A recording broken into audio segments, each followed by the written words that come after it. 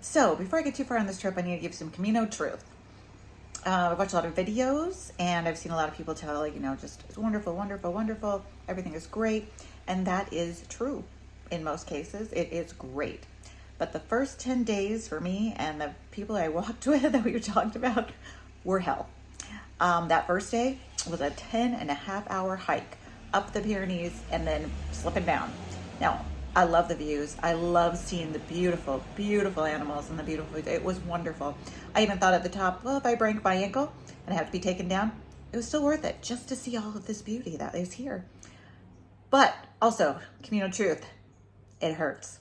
My ankle took a beating. My Achilles tendon kept banging into the back of my boot. I'm losing a toenail because when I went downhill, it kept banging into the front of the boot. I was trying to tie my shoes in such a way that I wouldn't get a swollen tendon in the front of my foot. Instead, I got in the back of my foot. So the tendon in the back of my foot is very inflamed on my right foot. So I had to switch to my sandals, which were not terribly comfortable. Every rock came through them. So then I switched to one boot and one sandal until I could find a store in which I could buy another pair of shoes, which I ended up buying another pair of sandals, but they have closed-toed. I tried shoes on, I tried tennis shoes on, I tried boots on, I tried a whole bunch of different shoes. And they kept hitting the tendon in the back of my foot that is so inflamed. I have been wrapping it with a compression bandage, been taking Advil, and I've been rubbing this stuff on it that's supposed to be anti-inflammatory. So the Camino is great. I will have nothing bad to say except for these first 10 days. We had the windows open, I got some flies, but the first 10 days, I was hungry all the time.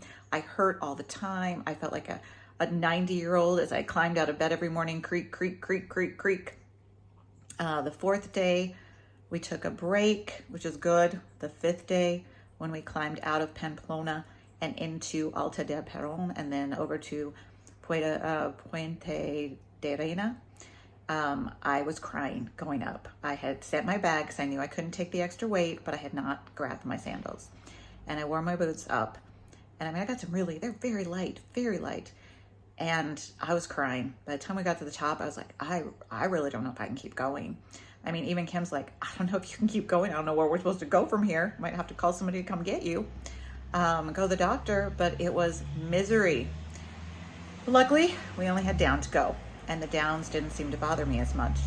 A man from South Africa was passing by, and I was like, man, my foot hurts. Feels better, but it still hurts. And he goes, it's a pilgrimage. Suffering is expected. I'm like, yes, but this is technically day 4. I took off day 4, so this is my day 5. I don't think it should be so bad. But the first 10 days were miserable. My arms hurt from carrying the bag. My jaw hurt when I carried the bag. I seemed to have hit the wrong nerve or something on my shoulder. It was unpleasant.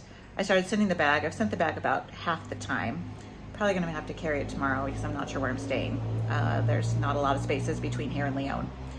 So, but I have to tell you, those first 10 days, not nice. So be prepared. I walked and walked and walked all over the place, but we have no hills, and these hills they're intense. And I also carried my bag, but I never carried it more than about 6 to 10 miles. I should have been carrying it more like 12 to 15. It becomes very, very heavy at about 6 miles to the point I'm like, I don't want to carry this anymore. But this is a wonderful experience. It really is. It's fabulous. Those first 10 days are miserable. So just know that if you do this, you're not crazy. Those first 10 days suck. They just do.